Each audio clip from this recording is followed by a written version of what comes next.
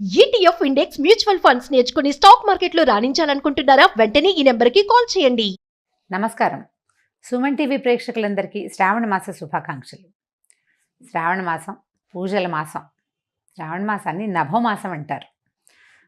శ్రావణ భాద్రపదాలు వర్ష ఋతువు కాబట్టి ఇలాంటి పేరుతో చెప్తారనమాట.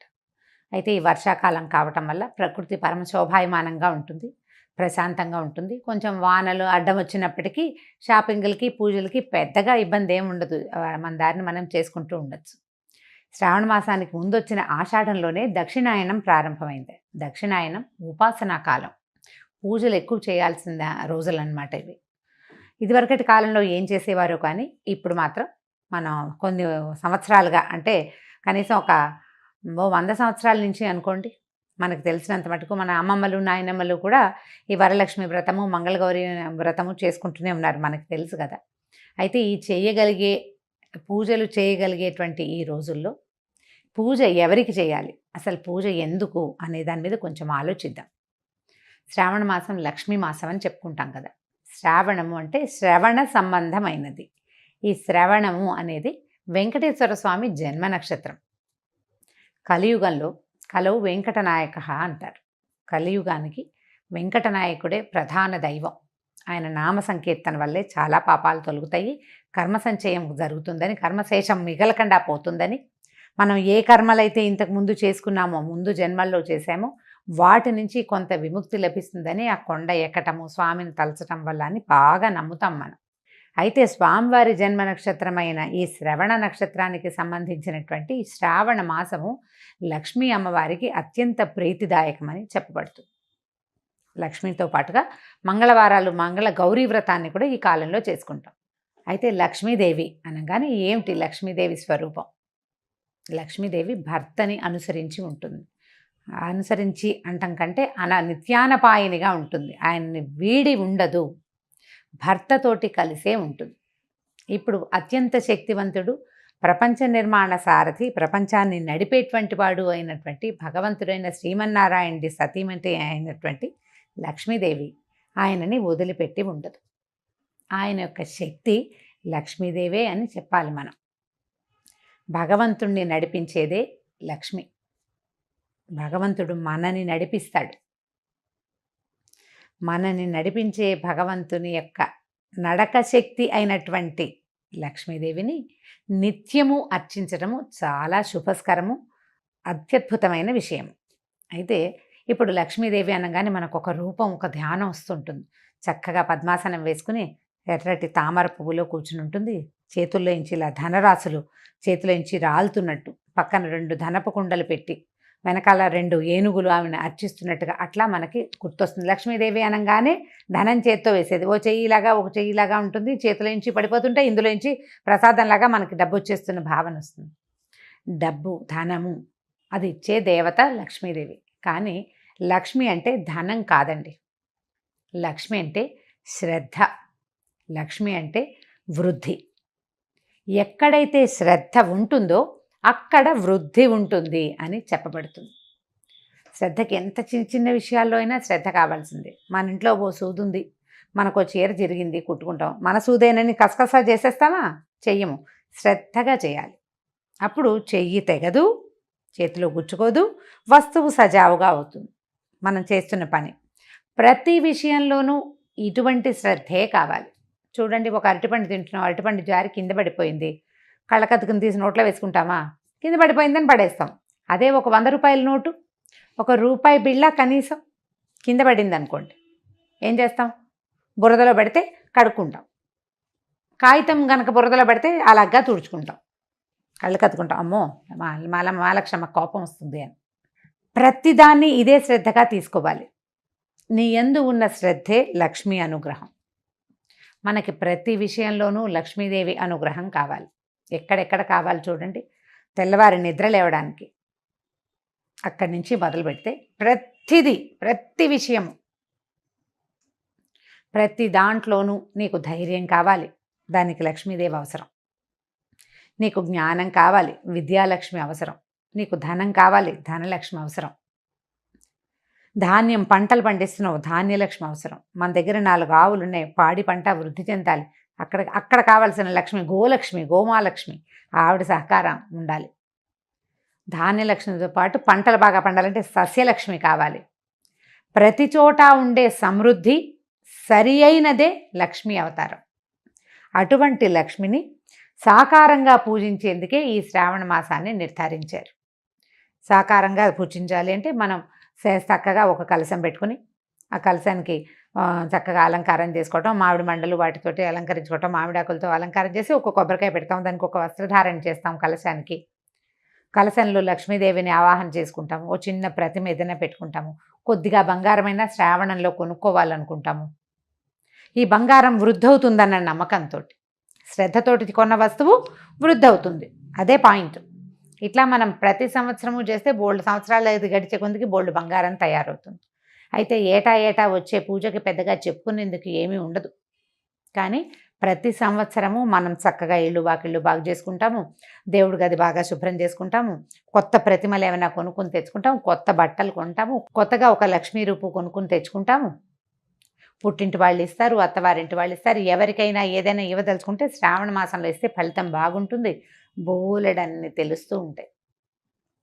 ఈ మార్గంలోనే నిత్యము లక్ష్మీ ఆరాధన చేయడానికి ఈ నెల రోజులు అత్యంత శ్రేష్టమైనవి. విశేషమైన ఆరాధన చేయగలిగే వాళ్ళు, చక్కగా వస్త్రాలంకరణ చేసి రూపులు కొనుక్కుని చేయగలిగిన వాళ్ళు చేసుకోవచ్చు.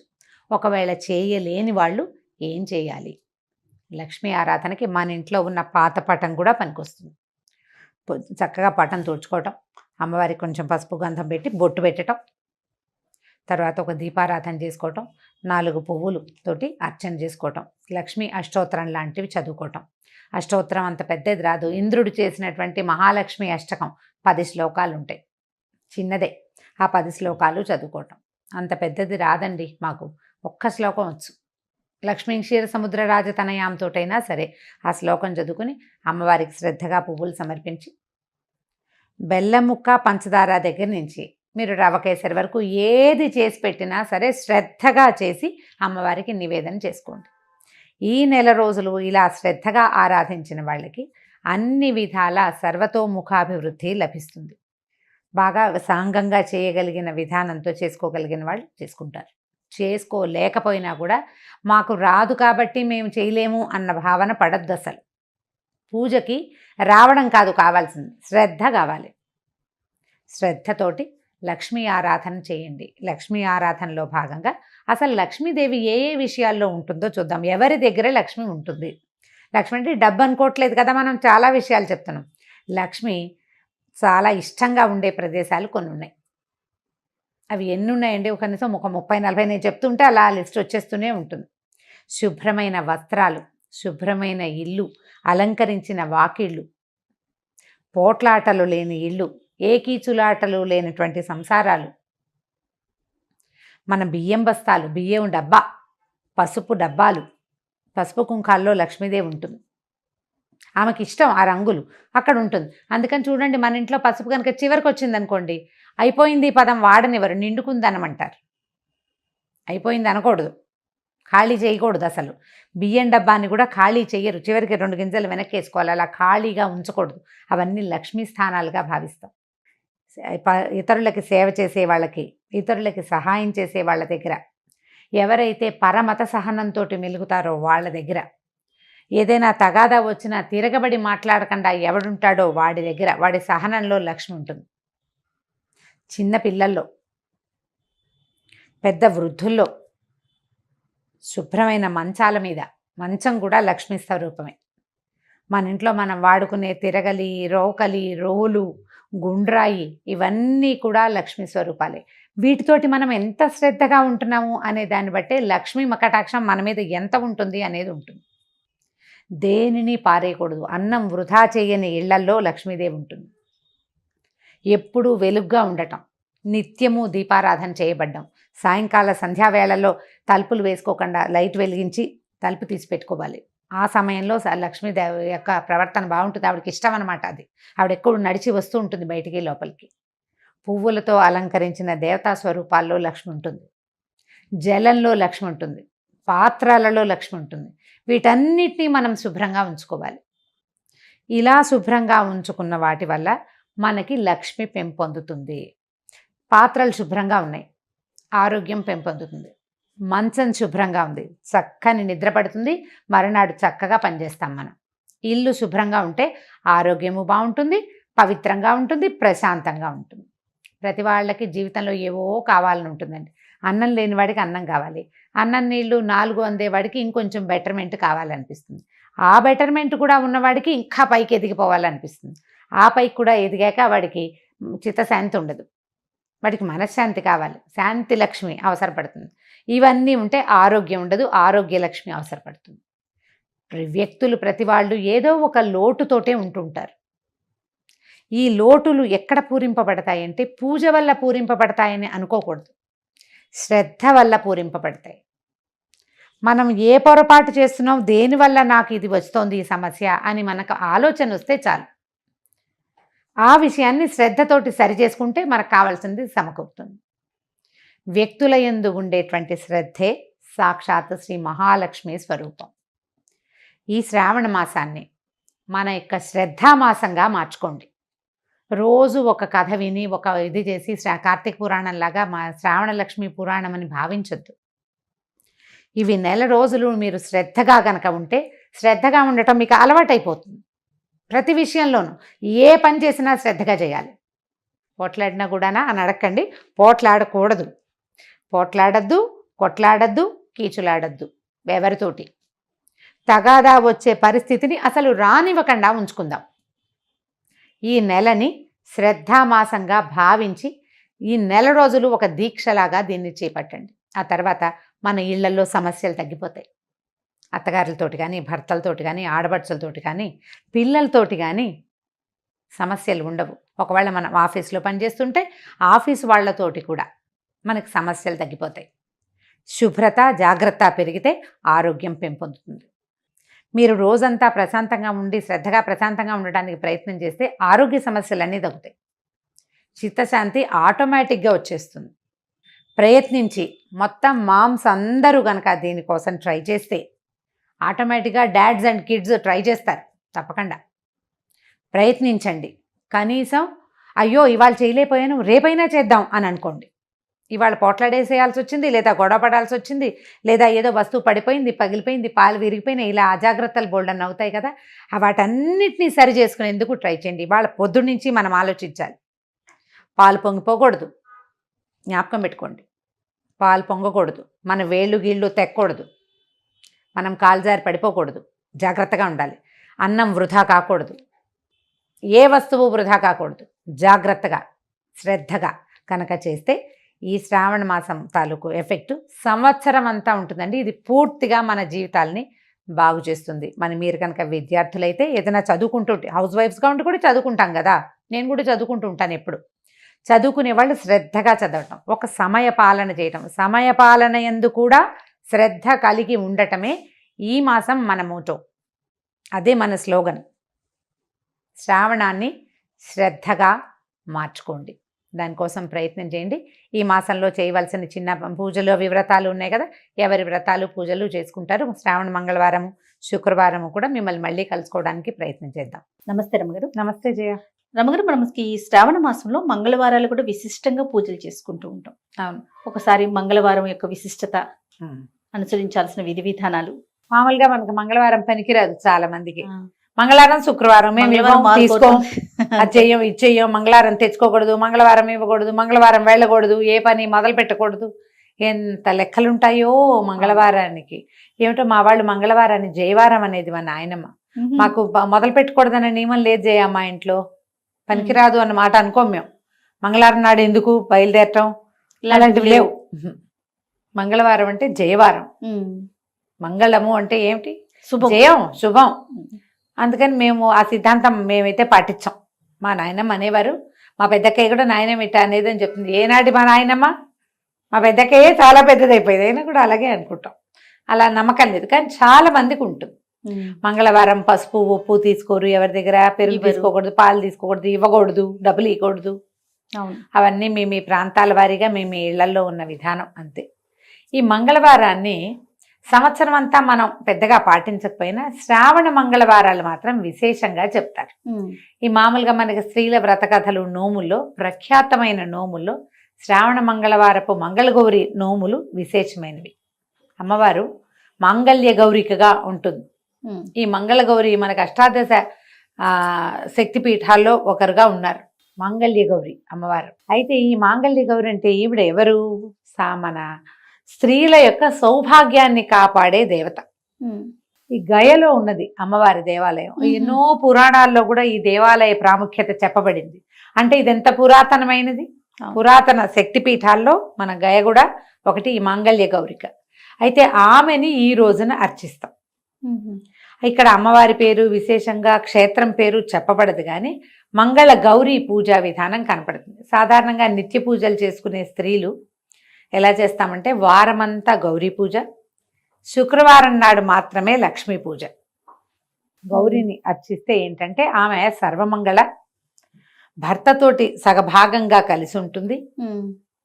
ఇది మనం శివపార్వతుల విషయంలో చెప్పుకుంటాం. అక్కడి నుంచి పరదేవత సదాశివుడితోటి కలిసి ఉంటుంది. శివశక్తి స్వరూపాల కలయికే శక్తి. ఓకే, ఆయన లేకుండా ఆవిడ లేదు, ఉండదు. మనం సృష్టిలో కూడా, సృష్టి క్రమంలో కూడా భర్తతో కలిసి ఉన్న స్వరూపంలోనే అమ్మవారు కనపడుతుంది. మనకి షట్చక్రాలు చెప్తారు.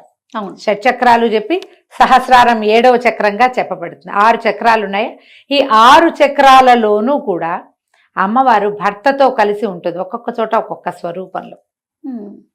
భూతనాథుడు భూతనాయకి, అట్లా శివుడు శివాని, శర్వుడు శర్వాణి, రుద్రుడు రుద్రాణి, ఇట్లా ఈశానుడు ఈశాని, ఇట్లా మొత్తం మీద ఆమె భర్తతోటే కలిసి ఉంటుంది. అంటే మనకి భర్తలతోటి విడదీయరాని సంబంధం కలిగి ఉండటానికి ఆశ్రయించవలసిన దైవం ఎవరంటే మంగళగౌరి.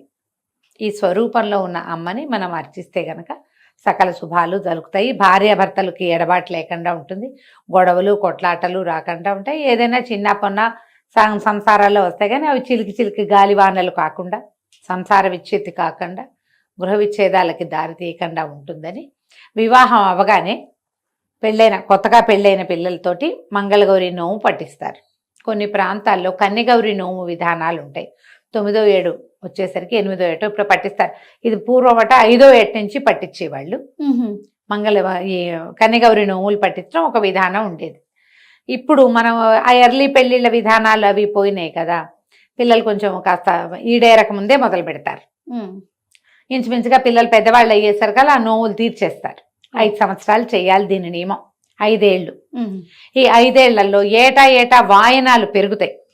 తొలి సంవత్సరం 5 ముత్తైదువులకి వాయనం ఇస్తాం, 2వ సంవత్సరం 10, 3 15, 4 20, 5వ సంవత్సరానికి 25 మంది ముత్తైదువులకి వాయనం ఇవ్వాలి. ఇది జాతుల నియమం. కొన్ని చోట్ల ఉంటుంది, కొంతమందికి ఉండదు. బ్రాహ్మణ ముత్తైదువులు అయితే వాళ్ళకే ఇవ్వాలనే నియమం కొన్ని ఊళ్ళల్లో ఉంటుంది, కొన్ని చోట్ల అట్లా ఉండదు, అందరికీ ఇస్తారు. మిగిలిన జాతుల్లో మంగళగౌరి నోములు పట్టుకున్న వాళ్ళకి ఆ నియమం ఉండదు. ఎవరికైనా సరే కాళ్ళకి పసుపు రాసి బొట్టు పెట్టి కాటుకిచ్చి వాయనం ఇవ్వటం విధానంగా కనిపిస్తుంది. దీనికి కూడా ఏంటంటే మరి వరలక్ష్మి వ్రతంలో ఎట్లాగో ఇక్కడ కూడా అలాగే మన తోర పూజ ఉంటుంది. ఈ పూజ చేసుకోవటం, దీనికి మంగళగౌరి వ్రతాలకి నియమంగా చేసేవి ఏంటంటే ఆవునేతి దీపాలు. ఆమె ఆవునేతి దీపాలలో ఉంటుంది మంగళగౌరి. స్వచ్ఛమైన ఆవునేతితో పెట్టిన దీప కళికలో ఆమె ఉంటుందన్నమాట మంగళగౌరి. ఆమెకు అత్యంత ప్రీతిపాత్రమైన స్థానం అదట.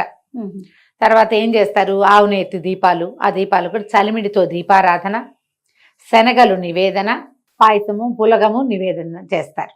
చేసి ఈ పూజ మొత్తం పూజ పూర్తి చేసుకున్నాక పూజ అవసానంలోకి వచ్చాక తోర పూజ చేస్తారు. తోరం కట్టుకుని అప్పుడు అమ్మవారి కథ వింటారు. ఈ కథ వినేటప్పుడు ఏం చేస్తారంటే కత్తికి నెయ్యి రాసి ఈ ఆవునేతి దీపం మీద కత్తి పట్టుకుంటే ఈ ఆవునేతి పొగ ఈ కత్తికి పారుతుంది కాటికలాగా. అది కంటికి ధరించాలి. ఆ కంటికి ధరిస్తే మంచిది. ఎంత అద్భుతమైన విషయాలు కదా రమ్మగారు. మరి ఆవునేతి దీపారాధన మీద వచ్చిన కాటుక కంటికి మంచిది. మనం ఆముదం దీపం పెట్టుకుంటాం. అవును. ఇలా ప్రత్యేకంగా శ్రావణ మంగళవారం కాటుక విశేషమైంది. ఆ కాటుక పెట్టుకోవాలి. నోవు లేకపోయినా సరే మనకి వాళ్ళు ఎవరో తెచ్చారు, ఆ కాటుక పెట్టుకుంటే బాగుంటుంది. చేయొచ్చు అట్లా. బాగుంది. ఇనపదానికి ఈ కత్తి అంటే అదేదో వేరేది ఉండదు కదా, ఇనప కత్తులు ఉంటాయి. ఇనపదాని మీద పారిన కాటిక కూడా మంచిది. వెండి పళ్ళాలకి వాటికి పారిచ్చరు, ఇనపదే ఓకే, ఉండాలి. చేస్తారు. అందుకని కత్తి కాటిక పట్టించడం అంటారు దాన్ని. కత్తికి పట్టడం. అక్కడి నుంచి మొట్టమొదట పూజ అవగానే బుట్టవాయనం అని కొన్ని ప్రాంతాలు ఎత్తారు. మా వాళ్ళందరికీ కూడా బుట్టవాయనమే. ఇలా పూజ నుంచి లేవగానే ఎవరన్నా ముత్తైదులు ఇంటికి వచ్చేలాగా ఏర్పరచుకొని ఒక తోరం కట్టి ఆమెకు కాటికిచ్చి పసుపు రాసి బొట్టు పెట్టి వాయనం ఇస్తారు. ఇస్తనమ్మ వాయనం, పుచ్చుకుంటున్నమ్మ వాయనం, 5 మాటలు మనం అంటాం, 3 మాటలు మనం అంటాం, వాళ్ళు కూడా పుచ్చుకుంటున్నమ్మ వాయనం అంటారు. ఎవరమ్మా నా చేతి వాయనం అందుకున్నది అంటే నేనమ్మా మంగళగౌరిని అని చెప్తారు ముత్తైదు. కోరితనమ్మా వరం అని వీళ్ళు అడిగితే ఇస్తేనమ్మా వరం అని అవతల వాళ్ళు అంటారు. ఇది కొత్తవన్నీ వాయనాలకి ఇవ్వాలన్న నియమం లేదు. బుట్ట వాయనానికి ఇస్తారు. మీ ప్రాంతాల పద్ధతులు ఉంటే ఇది వరలక్ష్మి వ్రతం వాటిలలో అది కనపడదు, మంగళగౌరికి అది కనిపిస్తుంది అనమాట. ఈ వాయనం ఇవ్వటం. తర్వాత 5గురికి ఇవ్వాలంటే 5గురికి సూర్యాస్తమయం లోపల మొత్తం వాయనాలు ఇచ్చేయాలి. పెరుగుతారా పెరగరా, ఏటా పెంచుకోవాలా, ఈ వారం చెప్తే వచ్చే వారం డబల్ ఇవ్వాలా, అవన్నీ కూడా మీ ఇళ్లల్లో ఉండే విధానము. 4 మంగళవారాలు ఉంటే ఆడపిల్లలకి గబుకుని ఏ ఇబ్బందో వస్తుంది. ఓ వారం కుదరలేదు అనుకో, మంచి రోజులు కాదు, అప్పుడు ఏం చేస్తారు, తర్వాత వారం ముందు వారం మానేసిన వాయనాలు కూడా ఇప్పిస్తారు. కొన్ని ప్రాంతాల్లో ఉంటుంది. మొన్న ఎవరో కలిశారు, అలా ఉండదండి మేము అలా చేయము అని చెప్పారు. అదేలేండి, ప్రాంతాలను బట్టి కొంతమందికి ఇలా ఉంటుంది. ఓ వారం మానేసి ఇప్పుడు 25 మంది ముత్తైదువులకి ఇవ్వాలి 5వ సంవత్సరంలో, ఓ వారం మానేస్తే 50 మంది ముత్తైదువుల్ని వెతుక్కోవద్దు, అవును, ఇళ్ళంబడి పడి తిరగాల్సి వస్తాం. అవన్నీ కొంచెం ఇబ్బంది అవుతాయి. అందుకని ఏ అత్తగారో ఆ అమెండ్మెంట్లు అవి మానేసినట్టున్నారు. వాళ్ళకు ధన్యజీవులు. అలాంటిది ఏదైనా కుదిరితే చేసుకోవచ్చు. మీ పద్ధతి ప్రకారం వెళ్ళండి. దీనికి శ్రావణ మంగళవారానికి ఒక ప్రత్యేకమైన కథ చెప్పబడుతుంది. ఈ కథా కాలక్షేపమే చాలా ముఖ్యమైనది. ఇందులో పూజ అంతా లైన్ మామూలే, లడ్డువారీలని చేస్తారు. ఏం చేస్తారంటే 5 ఉండలు చేసి పాములాగా చేస్తారు, దాన్ని ఈ ఉండల మీద ఇట్లా వేస్తారనమాట. తర్వాత ఈ పూజ కూడా అమ్మవారికి ఆ పీట మీద అష్టదళ పద్మం వేయాలి. పద్మాలు పెట్టి అమ్మవారిని కూర్చోబెట్టుకోవాలి. పద్మాలు వేయటం, చిన్న చిన్న పువ్వులు వేస్తారు, వేసి అమ్మవారిని కూర్చోబెడతారు. ఈ కూర్చోబెట్టడానికి మంగళగౌరిని ఎట్లా చేయాలి, మనకి ప్రతిమ ఉండదు కదంటే పసుపు గౌరి. కొన్ని చోట్ల గుండ్రంగా చేస్తే గౌరి అంటారు, కొన్ని చోట్ల పొడుగ్గా చేస్తే గౌరి అంటారు. మా ఇళ్లలో పసుపుని ఇట్లా పొడుగ్గా చేసుకుంటాం, త్రికోణంలో త్రికోణంగా అంతే పైకి చేస్తారు. నిలబెట్టిన గౌరీ స్వరూపాన్ని వినాయకుడిని కూడా చేసుకుంటాం. వినాయకుడిని మొదట పూజ చేసి పక్కకు పెట్టి గౌరీ పూజా విధానంలోకి వెళ్తాం. ఈ శ్రావణ మంగళవారపు కాటుకని చక్క భద్రంగా దాచిపెట్టుకుంటే సంవత్సరం అంతా పెట్టుకోవచ్చు. నేనేం చేసేదాన్ని అంటే కత్తి కాటుకు పట్టించి ఎవరికైనా కత్తి ఇట్లా చూపించడం నాకు ఇష్టం ఉండేది కాదు. అసలు కొందరి ఇళ్లలో ఆ కత్తులు కడగరు కూడా. మొత్తం 5 వారాలు 4 వారాలు అదే కత్తి ఏమిటో దుమ్ముగా అయిపోతుంది, కళ్ళకి మంచిది కాదని ఒక భయంగా ఉండేది. మొట్టమొదటి వాయనం ఇచ్చేశాక జాగ్రత్తగా ఒక వెండి భరిణిలోకి ఆ కాటుక తీసేసుకునేదాన్ని. నేను తీసేసి కొంచెం ఆవు నెయ్యి వేసి రంగరించి పెట్టుకునేదాన్ని. నేను అదే పట్టుకెళ్ళి ఇచ్చేదాన్ని. నేను ఇలాగే చేశాను. పిఎస్ నారాయణ గారిని రైటర్ మన ఇంటి దగ్గరే ఉండేవారు. ఆవిడ డాక్టర్ గారి భార్య చక్కగా తెస్తారు కాటుకనేవారు, పెట్టుకునేవారు ఆవిడ చాలా ఇష్టంగా. ఆ తర్వాత ఆ కాటుకని మా పిన్నత్త గారు కూడా ఒక ఆవిడకి వారికి ఇస్తుండేదాన్ని. ఏడాదంతా పెట్టుకునేవారు. కాటుకుండిపోతుంది, అవునవును, ఎవరో ఒకళ్ళు పెట్టుకుంటారు. ఆసక్తి ఉన్న వాళ్ళకి ఇచ్చేసేదాన్ని. క్లీన్గా ఉంటుంది. నేను జాగ్రత్తగా పెట్టుకునేదాన్ని. మీ పద్ధతులు మీ పెద్దవాళ్ళు ఎలా చెప్తే అలా చేయడమా, కానీ ఇలాంటి పద్ధతిని పాటించవచ్చు. నాకు పైన అదుపు లేకపోవడంతో నేను ఇలా చేశాను. ఆ కత్తి చూపించటము ఇష్టం లేకపోయింది. దాని నిండా దుమ్ము పడుతుంది. అందరు ఏం చేస్తారంటే దాన్ని ప్లాస్టిక్ కవర్లో పెట్టి ఉంచుకుంటారు దుమ్ము పడకుండా. ఈ విధానాలు. పూర్వం ఒక రాజుగారికి ఒక కుమారుడు కలిగాడు. ఈ రాజుగారికి కుమారులు కలగనప్పుడు నేను బ్రీఫ్గా చెప్తున్నాను కథని. మీ పుస్తకంలో పెద్ద కథ ఉంటే హాయిగా చదువుకోండి. సంతానం కలగక చాలా బాధపడ్డారు. బాధపడితే ఏమైందట, సరే రాణి గారికి ఒక సన్యాసి వరం ఇచ్చాడు. ఫలానా దేవాలయంలో మామిడి చెట్టు ఉంది, మామిడి పళ్ళు కోసుకో, ఆ మామిడి పండు కోసుకుంటే సరిపోతుందంటే ఈవిడ ఏం చేసిందట, ఆ మామిడి పండు కోసుకోవటానికి పక్కనున్న పుట్ట మీద కాలు పెట్టి ఎక్కింది. పళ్ళు ఎక్కువ కోసుకోవద్దన్నారు, ఎక్కువ కోసేసుకునేసరికల్లా సర్పశాపం లభించింది. ఆవిడికి సర్పశాపం అయింది. ఏమిటి, అల్పాయుషు గల కుమారుడు పుడతాడు నీకు అని. ఈ అల్పాయుషు కలిగిన కుమారుడు అనేసరికి పిల్లాడికి 14-15 ఏళ్ళు వచ్చేసరికి పోతే పాపం చాలా దుఃఖపడ్డారు. ఏం చేయాలని. పిల్లవాడు అల్పాయుష్కుడని 14 ఏటో 15 ఏటో ఇతనికి సర్పం వల్ల మారకం ఉందని వాళ్ళు తెలుసుకున్నారు. కుమారుడికి కూడా తెలిసిపోయింది. ఇతను ఏమన్నాడు, నేను ఇక్కడ ఉండను, నేను ఏమీ లేకుండా ఎప్పుడు ఈ అంతఃపురాల్లో వీటిలలో నేను ఎందుకు ఉండాలి, నేను తీర్థయాత్రలకు వెళ్తానని మేనమావతో కలిసి శివుడు, అతని పేరు రాజకుమారుడు, తీర్థయాత్రలకు వెళ్ళిపోయాడు. వెళ్ళిపోయేసరికల్లా తీర్థయాత్రల్లో ఒక ప్రాంతంలో ఆగారు వాళ్ళు. ఆగేసరికల్లా అక్కడ ఒక సత్రం భార్యాభర్త ఓ పిల్లలు ఉన్నారు. సత్రం యజమాని ఆయన కుమార్తె సుశీలని పిల్ల చక్కగా ఉంది. ఎదురు పిల్లలతో ఆడుకుంటోంది. ఆడుకునేసరికల్లా ఆ పిల్ల ఏదో రకార మకార ప్రయోగాలు చేసింది అవతల పిల్ల. అనేసరికల్లా ఈ సుశీల అంది, మాకు అట్లాంటివి ఏమి ఉండవు, మా అమ్మగారు మంగళగౌరి వ్రతం చేస్తుంది, మంగళగౌరి వ్రతం చేసిన వాళ్ళకి వైధవ్యం రాదు, ఎప్పుడు ఆ వాయన నేనే అందుకుంటా మొదట, రేపొద్దున నాకు వివాహం అయ్యాక తప్పకుండా నేను ఆ నోవు నోస్తాను, మాకు అలాంటివి రావు, మా ఇంట్లో మంగళగౌరి వ్రతం ఉందండి.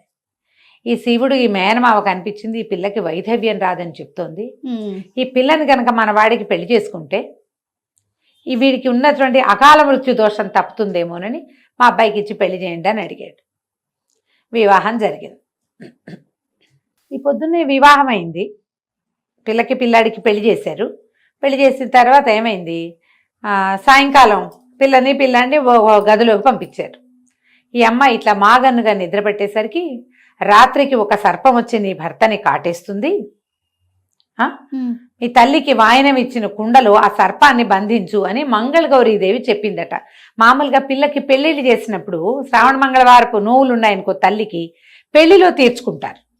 ఈ అమ్మాయికి పొద్దునే ఏం చేసింది, వాళ్ళ అమ్మ యజ్ఞం అది అయిపోయాక వివాహం క్రతువు అయిన తర్వాత యజ్ఞం చేస్తారు, చిన్న హోమం జరుగుతుంది, నాగవల్లి సదస్యము అవి జరుగుతాయి. ఆ జరిగినప్పుడు ఏం చేసింది ఆవిడ, పిల్లకి వాయనం ఇచ్చింది, శ్రావణ మంగళవారం నోవుని పిల్లకి అప్పచెప్పింది. ఒక కుండలో అవి ఇవి అన్ని పెట్టి ఇచ్చారు. ఆ కుండ ఈ అమ్మాయి వీళ్ళు ఎక్కడ పెట్టారు, ఈ పిల్లల్ని పంపించిన గదిలో అటక మీద ఉంది. ఈ అమ్మాయికి ఇట్లా మాగన్నుగా నిద్ర పట్టింది. నిద్రలో ఆ కల వచ్చింది. పొద్దునే తను నోవి వాయనం పుచ్చుకుంది కదా, ఆ పుచ్చుకున్న కుండ పైన ఆ సర్పం వస్తుంది, సర్పాన్ని బంధించి మీ అమ్మకి వాయనంగా ఇవ్వు అని చెప్పి. ఈ అమ్మాయి ఏం చేసింది, మెలకు వచ్చి చూసేసరికి వాళ్ళ భర్త ఏమో నిద్రపోతున్నాడు, ఒక సర్పం చరచరలాడుతూ వస్తాం. పిల్ల ఏం చేసింది, కబుక్కున ఈ భర్త మీద పడుకుని ఉన్నాడుగా, ఆ పైన అది అందదు అటక, అతని తొడ మీద కాలేసి పైకెక్కి ఆ కుండ దించి ఆ పాము దగ్గర కాసిన పాల గ్లాసులు పెట్టారు గదిలో. పాలు పెట్టేసరికి సర్పం పాలు తాగుతుంటే అదాట్న దాన్ని కుండలోకి లాగేసి ఒక గుడ్డ మూట కట్టి పక్కన పెట్టుకుంది. భర్తను చూస్తే నిద్రపోతున్నాడు. తల్లి ఈ పిల్ల ఏం చేసింది, బయటికి వెళ్ళి అమ్మ మంగళగౌరి దేవి నీకు ఇది వాయనం ఇవ్వమందమ్మా అని చెప్పి ఆ కుండని ఎత్తి తల్లి చేతిలో పెట్టింది. ఆవిడ ఏం చేసింది, ఆ కుండను ఊడదీస్తే అందులో సర్పం లేదు, ముత్యాల హారం అంతే. ఆ ముత్యాల హారాన్ని తీసి పిల్ల మెళ్ళో వేసింది. ఆవిడ మెళ్ళో వేసుకో పోయి నీ భర్తతోటి నిద్ర చేయమంటే అమ్మాయి వెళ్ళిపోయింది లోపలికి. ఆ అబ్బాయి ఏదో మాట్లాడాడు, ఒక ఉంగరం తీసి పిల్ల చేతికి పెట్టాడు. తెల్లవారి నిద్రపోయారు. రాత్రి నిద్రపోయారు. తెల్లవారిన తర్వాత ఈ పిల్లవాడేమో మేనమావతో కలిసి మళ్ళీ తీర్థయాత్రలకు వెళ్ళిపోయాడు. ఇక వెళ్ళిపోయాడు. భర్త ఇంట్లో లేడని చెప్పింది. అతను లేడు, తెల్లవారుజామున మేము కలిసి నిద్రించాం, పొద్దున్నే వెళ్ళిపోయాడు అని. సరే తండ్రి వెతికిస్తానన్నాడు, కానీ ఏం వద్దు నేను ఇక్కడే ఉంటాను, వస్తాడు మళ్ళీ తిరిగి, తీర్థయాత్రలకు వెళ్తున్నామని చెప్పారు కదా, వాళ్ళ ఊరు వెళ్ళాలంటే ఈ ఊరి మీదగానే వెళ్ళాలి కదా. ఆ పిల్ల అక్కడే ఉండిపోయింది. ఉండి వచ్చిన వాళ్ళందరినీ సేవించేది.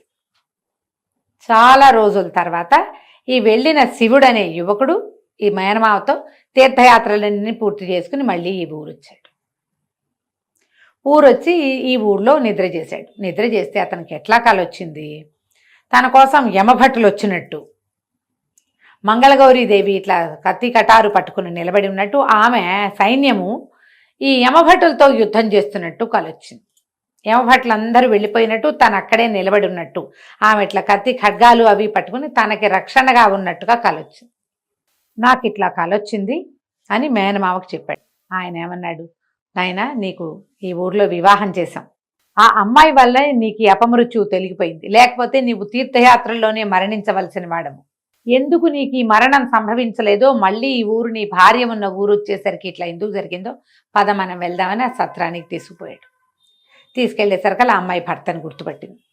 గుర్తుగా అప్పటికి ఎన్నేళ్ళు అయింది, 3-4 సంవత్సరాలు అయిపోయింది. తీర్థయాత్రలు అంటే ఆ కాలంలో టైం పట్టేది కదా, పిల్ల పెద్దది కూడా అయింది. ఉంగరం చూపించేసరికి అతను నాదే ఈ ఉంగరం అని గుర్తుపట్టాడు.